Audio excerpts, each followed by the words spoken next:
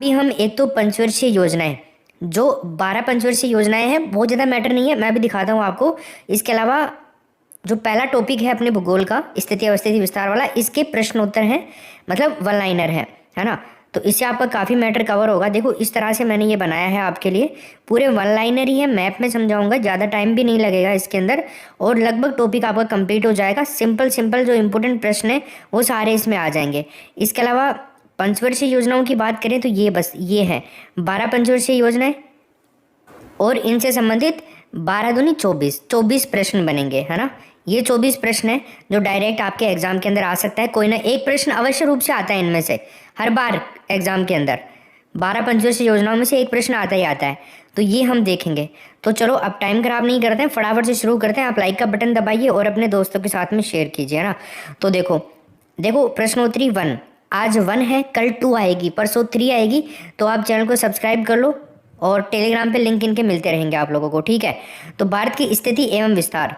देखो भारत का क्षेत्रफल विश्व के कुल क्षेत्रफल का कितना प्रतिशत है। भारत का क्षेत्रफल पूरे वर्ल्ड की बात कर रहा है, पूरा वर्ल्ड का कितना परसेंट भारत कवर करता है, ये जो क्षेत्र है भारत का पूरा 2.4%, है ना। और अगर मैं आपसे कह दूं कि पूरे विश्व का राजस्थान कितना एरिया कवर करता है, दोस्तों राजस्थान 0.25%, 1% का भी चौथा हिस्सा। तो भारत तो 2.4% पूरे विश्व का है और राजस्थान 0.25% है, 2.5%। क्लियर। एक प्रश्न आ सकता है कि आकार की दृष्टि से भारत का विश्व में कौन सा स्थान है। 7वां स्थान है पूरे विश्व के अंदर, क्षेत्रफल के हिसाब से भारत 7वें नंबर पे आता है दोस्तों। देखो एक बात है, विश्व की कुल जनसंख्या का कितना प्रतिशत भारत में निवास करता है, पूरे विश्व की कुल जनसंख्या का 16.7%। ये एक्चुअल है, वैसे 17% लगभग रहता है। ये आपको जो भी मिले 16.7% मिले, 17% मिले, जो भी मिले आप कर देना। भारत का क्षेत्रफल कितना है ना। भारत का क्षेत्रफल सिंपल सा क्वेश्चन है, 32,87,263 वर्ग किलोमीटर क्षेत्रफल है भारत का। भारत की उत्तर से दक्षिण की लंबाई कितनी है। देखो उत्तर से दक्षिण की दोस्तों हम लंबाई की बात करते हैं तो ये है भारत, और ये लंबाई पूछ रहा है आपको उत्तर से लेके दक्षिण की लंबाई, है ना भाई। तो कितनी है उत्तर से दक्षिण की लंबाई, आप देख पा रहे हैं 3214, ये देख रहे हो आप यहाँ पे, ये रहा 3214 किलोमीटर, ठीक है, उत्तर से दक्षिण की लंबाई, है ना। और अगर आपको पूर्व से पश्चिम की लंबाई पूछे तो 2933 किलोमीटर है, पूर्व से पश्चिम। गुजरात अरुणाचल प्रदेश, ये दोनों, इन दोनों साइडों में, पूर्व में अरुणाचल प्रदेश, गुजरात पश्चिम के अंदर पश्चिमी राज्य है, और ये अरुणाचल प्रदेश आपका पूर्वी राज्य है ना। चलो आगे देखते हैं। भारत की पूर्व से पश्चिम तक कितनी लंबाई है, 2933 किलोमीटर होगी। भारत की स्थल सीमा की लंबाई कितनी है, स्थलीय सीमा जो है भारत की, उसकी लंबाई पूछ रहा है। तो ये प्रश्न एग्जाम में आया हुआ भी है आपके। तो 15,200 किलोमीटर है भारत की स्थलीय सीमा की लंबाई, ठीक।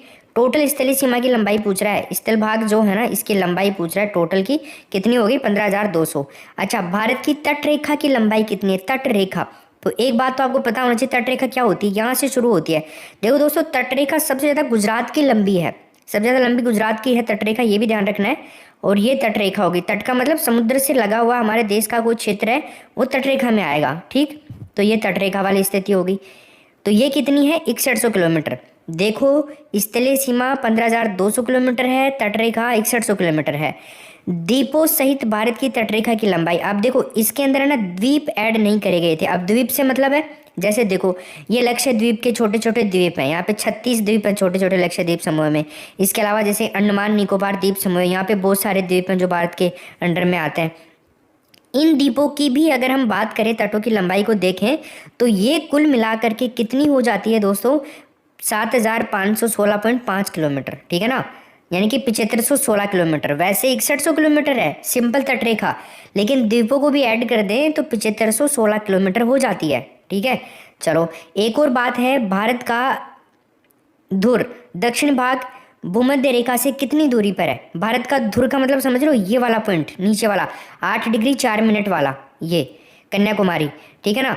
तो ये कितने दूर है भूमध्य रेखा, देखो जैसे ये वर्ल्ड का मैप है ना। आप जानते हैं भारत उत्तर पूर्व के अंदर है पूरे विश्व के अकॉर्डिंग देखें तो, है ना। यहाँ पे है भारत, ये भूमध्य रेखा है, 0 डिग्री भूमध्य रेखा होगी। इसके ऊपर ये जो तिरछी रेखाएं होती है, अक्षांश रेखाएं होती हैं, खड़ी होती हैं, ये आपके देशांतर होती हैं।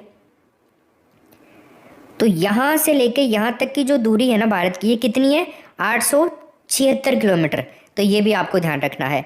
इसके अलावा भारत में कितने राज्य समुद्र तट रेखा बनाते हैं? 9 राज्य हैं। देखो यहाँ पे ये 9 राज्य हैं, गुजरात हो गया, महाराष्ट्र हो गया, पश्चिम के अंदर 5 हैं और इधर है ना 4 हैं, टोटल 9 हैं ये, उड़ीसा तक, गुजरात से लेकर के उड़ीसा तक, ये तमिलनाडु, आंध्र प्रदेश और यहाँ पे आपका केरल, कर्नाटक। आगे देखिए, भारत के किस राज्य की तटरेखा की सबसे लंबी है? तटरेखा सबसे लंबी अभी मैंने बताया आपको गुजरात राज्य की है। भारत के किस राज्य की तटरेखा सबसे छोटी है? सबसे लंबी तो है गुजरात की, सबसे छोटी है गोवा की। ठीक है, गोवा छोटा सा राज्य है तो हम वैसे भी आइडिया लगा सकते हैं इसका। तो कौन सी अक्षांश रेखा भारत को लगभग मध्य से गुजरती है? तो वो है कर्क रेखा। इसको आप 23.5 डिग्री उत्तरी अक्षांश भी बोल सकते हो दोस्तों। ठीक है, कौन सी? 23.5 डिग्री उत्तरी अक्षांश, कर्क रेखा है ये। ठीक, तो ये है कर्क रेखा, देख पा रहे हो आप, यहाँ से गुजरात से शुरू होती है ये, भारत के 8 राज्यों से होकर गुजरती है। गुजरात, राजस्थान, मध्य प्रदेश, ये ऐसे करके टोटल 8 राज्यों से गुजर रही है। छत्तीसगढ़, झारखंड, पश्चिम बंगाल, त्रिपुरा और मिजोरम, ऐसे करके टोटल कितने हो गए? 8 राज्य हो गए भारत के, बीचों बीच से गुजर रही है। कर्क रेखा भारत के कितने राज्यों से होकर गुजर रही है? 8 राज्यों से होकर गुजर रही है।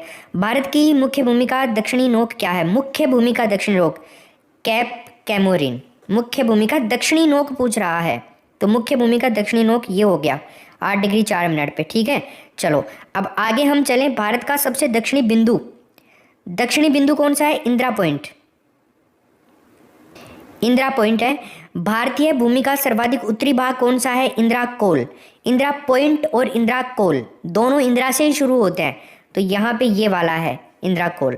ठीक, इसके अलावा हम देखें आदम का पुल कितने देशों के मध्य स्थित है? आदम का पुल कितने नहीं किन देशों के मध्य? तो भारत एवं श्रीलंका। आदम पुल देखो ये यहाँ पे आता है, आदम पुल भारत और श्रीलंका के मध्य में है आदम पुल। ठीक है, चलो इसके अलावा हम आगे देखते हैं, सिंपल सी बात, डंकन पास किनके बीच में स्थित है? डंकन पास मतलब पास का मतलब दर्रा हो गया दोस्त, दर्रे के बारे में बोला, डंकन दर्रा। पास किसके बीच में स्थित है? दक्षिणी अंडमान और छोटा अंडमान, दक्षिणी अंडमान और छोटा अंडमान। देखो आप यहाँ पे ये है, ये तो हो गया दक्षिणी अंडमान, और ये छोटा अंडमान है इधर, तो ये दक्कन पास। और यहाँ पे 10 डिग्री चैनल अंडमान और निकोबार को अलग भी करता है, ध्यान रखना।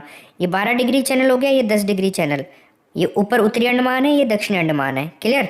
चलो, तो द्वीप, एक द्वीप है, दमन एवं द्वीप की बात कर रहा है ना, तो एक द्वीप है, ये कहाँ पर स्थित है? तो गुजरात के तट पर स्थित है दोस्तों, ये गुजरात के तट पर। ठीक है ना, चलो।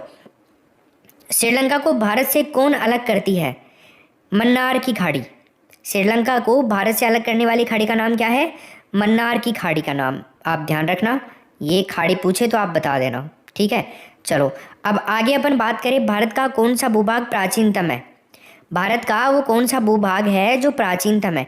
तो प्रायद्वीपीय पठार जो है भारत का, ये प्राचीनतम है। आपको पता है अरावली भी इसी पार्ट का भाग है ना। विश्व की सबसे प्राचीनतम वलित पर्वतमाला है अरावली। तो पठारी क्षेत्र भारत का ये प्रायद्वीपीय पठार है, ये वाला, ऐसे करके आप देखेंगे तो ये त्रिभुजाकार आकृति में है।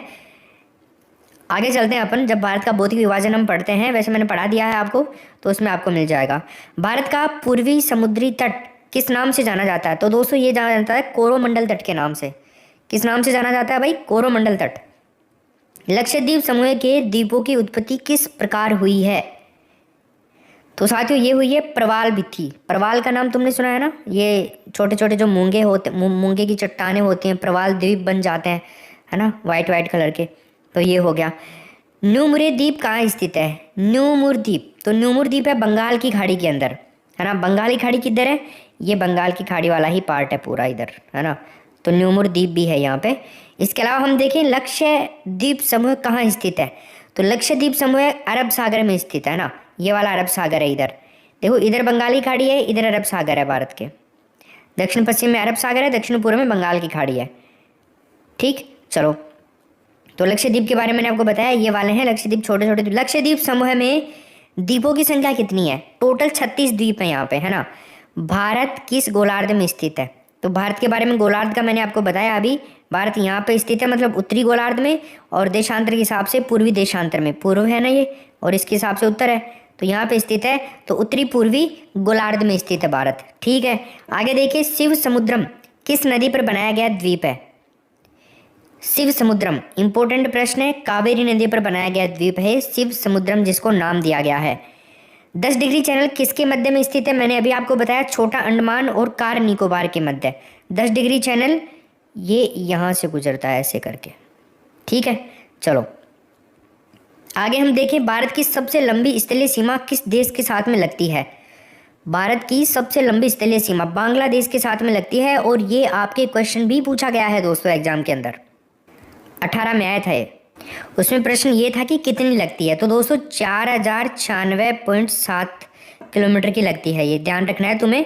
ये बांग्लादेश से यहाँ पे देख सकते हो, क्योंकि लंबाई इसलिए ज़्यादा है, देखो यहाँ से शुरू हो रहा है ना, और ये देखो इधर से आ रही है ऐसे करके, बहुत ज़्यादा दूरी हो जाती है ये, है ना। तो इधर भी भारत का पार्ट है, इधर भी है, इधर भी है, इधर भी है, इधर भी है, तो इस तरह से हो गया ये, है ना।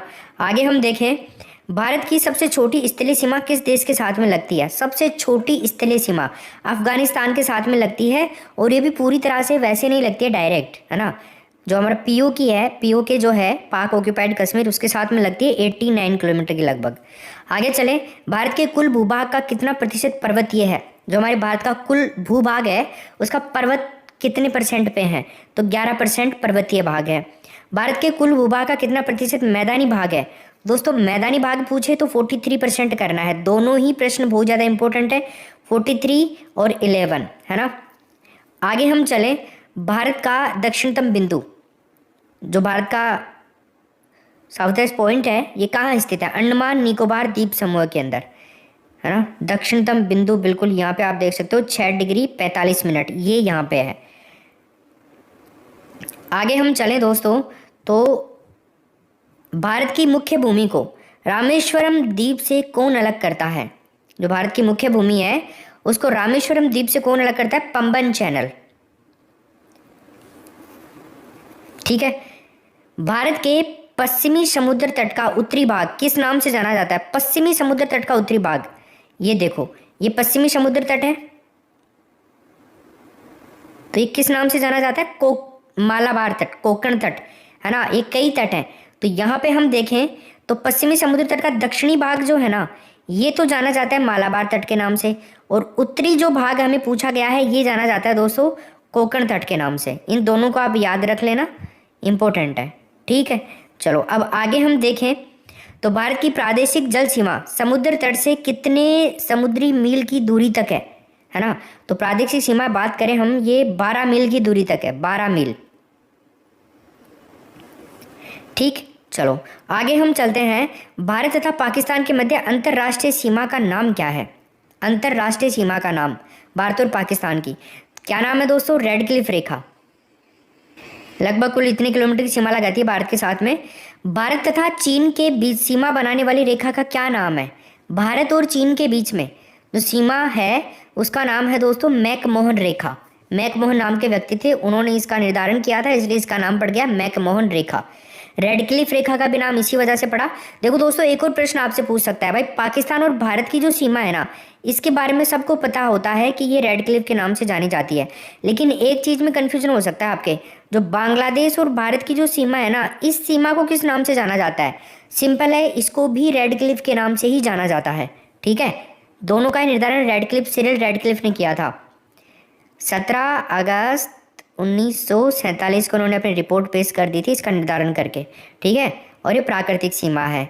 भारत और अफगानिस्तान के बीच स्थित अंतर्राष्ट्रीय सीमा को किस नाम से जाना जाता है? भारत और अफगानिस्तान के बीच वाली को डुरंड रेखा कहते हैं दोस्तों। अभी बताया मैंने आपको 89 किलोमीटर वाली, ये डुरंड रेखा के नाम से जानी जाती है। अब देखिए आप, ये हो गया हमारा टॉपिक नंबर 1 के जो इंपॉर्टेंट क्वेश्चन थे ना, वन लाइनर, वो मैंने करवा दिए हैं, है ना। चैनल सब्सक्राइब कर लो आप, नोटिफिकेशन मिल जाएंगे, और टेलीग्राम ज्वाइन कर लो, वहाँ पे उस क्लास का लिंक पे मिल जाएगा आपको। पंचवर्षीय योजना, पहली पंचवर्षीय योजना 1951 से 1956। देखो 12 पंचवर्षीय योजनाएं हैं, 24 प्रश्न बनाऊंगा यहाँ से, बस 24 प्रश्न याद करने, एक प्रश्न आपका सही हो जाएगा, कन्फर्म है। तो पंचवर्षीय योजना पहली पंचवर्षीय योजना से दो प्रश्न कैसे बनेंगे, ये कब से कब, इसका टाइम पीरियड क्या था, एक तो ये बनेगा और एक था कि इसके अंदर प्राथमिकता किसको दी गई थी। तो कृषि को प्राथमिकता दी गई थी। इसके अंदर जो ज़्यादा बजट था वो कृषि कार्यों के ऊपर लगाया गया था, कृषि को और बढ़ाने के लिए, है ना। तो ये तो हो गया 51 से 56। पंचवर्षीय योजना 5 वर्ष की योजना को पंचवर्षीय योजना कह सकते हैं, ठीक है। कई पंचवर्षीय योजनाएं पहले भी खत्म हुई 5 वर्ष से, उसके कारण थे। पंचवर्षीय योजना नंबर 2, अब देखो ये खत्म हो रही है, वहां से ये शुरू हो जाएगी 1956 से 61, 5 साल बढ़ा दो। याद करने का बहुत सिंपल तरीका है, 51 से याद करो 56 तक, 56 से 5 साल बढ़ाओ, कितने हो गए 61। तो यहाँ पे किसको प्राथमिकता दी गई, उद्योग को। पहले हम कृषि करेंगे तो उद्योग लगाएंगे, तो उद्योग के क्षेत्र को प्राथमिकता दी गई। फिर आप आ जाओ 61 से शुरू करो, तीसरी पंचवर्षीय योजना, 5 साल बढ़ाओ 66। देखो कितना सिंपल है इनको याद करना, मुझे पता है आपको प्रॉब्लम हो जाती है लेकिन बहुत आसान है याद करना इनको। कृषि और उद्योग दोनों को प्राथमिकता दी गई यहाँ पे। अब देखो ये किसको प्राथमिकता दी, इसको भी आप थोड़ा आगे से आगे कनेक्ट करके पढ़ते चलो। पहले को कृषि में प्राथमिकता दी गई, दूसरे को उद्योग में दी गई, तीसरी पंचवर्षीय योजना में दोनों को प्राथमिकता दी गई। सिंपल 3 याद हो गई। अब देखो आप आगे चलते हैं। अब बीच में ब्रेक लग गया 66 के बाद में 67 68 तक, 2 साल तक कोई पंचवर्षीय योजना शुरू नहीं हो पाई। चौथी पंचवर्षीय योजना 1969 से 74 तक, ये 5 साल आप काउंट कर लो, 2 साल का ब्रेक दे करके 5 साल काउंट करो। इसके अंदर है ना न्याय के साथ गरीबी के विकास को हटाया जाए, भाई जो गरीबी दिन ब दिन बढ़ रही है ना उसको कम किया जाए, है ना, न्याय के साथ में। ये पंचवर्षीय योजना चौथी पंचवर्षीय योजना का मुख्य नारा था और उद्देश्य था, और इसके ऊपर काफ़ी बजट भी खर्च हुआ। आगे देखिए अब, तो 1974 से 1979 तक, 79 तक, 5वीं पंचवर्षीय योजना, टाइम क्या था 1974 से 79। तो गरीबी और आत्मनिर्भरता को हटाना, ठीक है, ये इसका मुख्य उद्देश्य था। छठी पंचवर्षीय योजना 1980 से 1985, 5 साल। इस पंचवर्षीय योजना 5वीं योजना के रूप में ही इसके ऊपर भी जोर दिया गया। ये जो काम थे ना ये पूरे नहीं हो पाए थे, इसलिए इन्हीं कामों को छठी के अंदर भी कंटिन्यू किया गया, है ना। आगे हम चले 7वीं पंचवर्षीय योजना पे, तो 1985 से 90 तक का टाइम पीरियड था 7वीं का। फूड प्रोडक्शन, रोजगार और उत्पादकता, ये काफ़ी इंपॉर्टेंट है, इनके बारे में पूछा जाना, है ना। 7वीं पंचवर्षीय योजना में किसके ऊपर ज़्यादा जोर दिया गया था, तो फूड प्रोडक्शन, रोजगार और उत्पादकता के ऊपर, ठीक है। 8वीं पंचवर्षीय योजना को हम देखें तो दोस्तों ये थी 1992 से 97 तक चली थी, और इसके अंदर जो प्राथमिकता दी गई थी रोजगार सृजन, जनसंख्या का नियंत्रण, इनके ऊपर दिया गया था 8वीं पंचवर्षीय योजना में, ठीक है। इसके अलावा हम बात करें 9वीं पंचवर्षीय योजना, तो फ्रेंड्स 9वीं पंचवर्षीय योजना 1997 से 2002 तक चली, और इसके अंदर 7% विकास दर का लक्ष्य रखा गया, 7%। तो प्रश्न ऐसे भी आ सकता है कि बताइए निम्न में से कौन सी पंचवर्षीय योजना में भारत की विकास दर 7% करने का लक्ष्य रखा गया था, तो वो थी 9वीं पंचवर्षीय योजना, ठीक है।